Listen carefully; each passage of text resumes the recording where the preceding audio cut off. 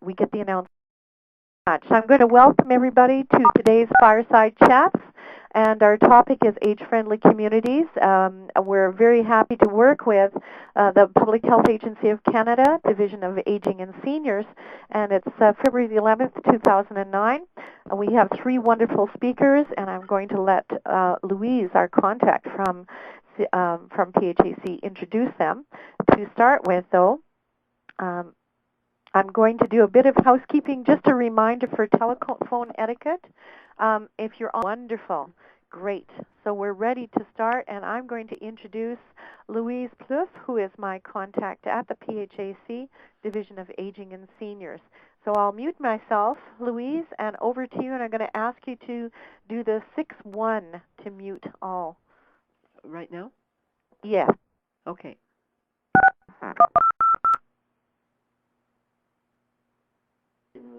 And Louise, you might have done something. We're not hearing you. Would you? Oh, okay. Sorry. Would you like me to mute? Do 6-1 right now to mute? No, we're okay now. You could go ahead. Okay. Well, welcome everyone. Welcome to this Fireside Chat. As Dot mentioned, this is brought to you by the Public Health Agency of Canada, the Division of Aging and Seniors, and the Public Health Agency of Canada provides federal leadership on matters of public health and aging. On the Fireside Chat, which was held January 29th, we presented an overview of the public health challenges associated with population aging in the world and in Canada, and this provided the context for introducing the Age-Friendly Cities initiative that was developed and launched by the World Health Organization as a response to the public health challenges of aging. The WHO project developed in 33 cities in 22 countries, and 4 of those cities were in Canada. We're now focusing on what's happening in Canada since the launch of the WHO Age-Friendly Cities Guide. Jim Hamilton will describe the context within which the Age-Friendly Communities Initiative is developing in Canada, and he'll give an overview of the approaches that are underway in different jurisdictions to implement the Age-Friendly Communities Initiative. Valerie White's presentation will focus on age-friendly community development in Nova Scotia and how the provincial government is working with municipalities, NGOs, and seniors to roll out the initiative in the context of their healthy aging strategy. The voluntary sector has a strong interest in age-friendly community development as well, and this is especially true for the Active Living Coalition for Older Adults, or ALCOA, because an age-friendly community should be a community that promotes active living for seniors. Don Fletcher will describe how he sees age-friendly community development from the perspective of active living and how ALCOA can play a role. So now I'll introduce our 3 speakers.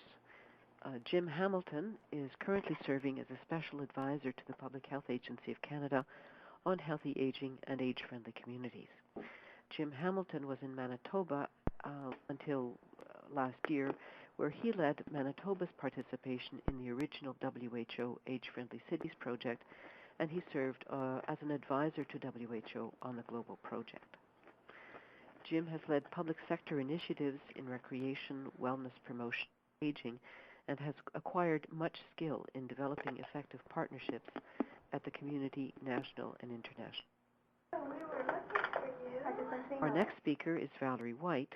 Valerie White was appointed the Chief Executive Officer in January of 2007 of the Nova Scotia Seniors Secretariat after serving as Executive Director from 2000 to 2007 and Coordinator.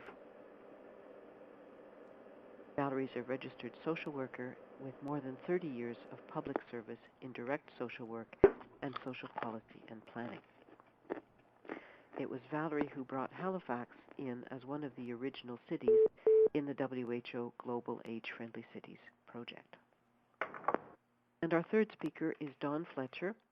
Don Fletcher describes himself as a wilderness hiker, canoeist, self-proclaimed poet, and dreamer.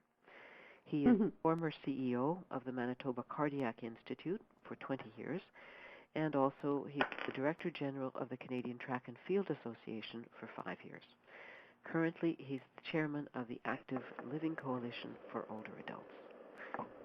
So these are our speakers, and I'll ask Jim to begin your presentation, Jim. Okay, and Jim, it's Dot speaking. I'll ask you to press 6-1. And can we hear you now? I don't know. We can. Yep, we're ready to go. Okay. Okay, great. Thanks very much, Louise and Dot, and welcome everybody to the call. I'm going to do a quick trip around the world with all of you and a little bit across Canada, and then hopefully we'll land right in your very own backyard in terms of opportunities for you to continue to move forward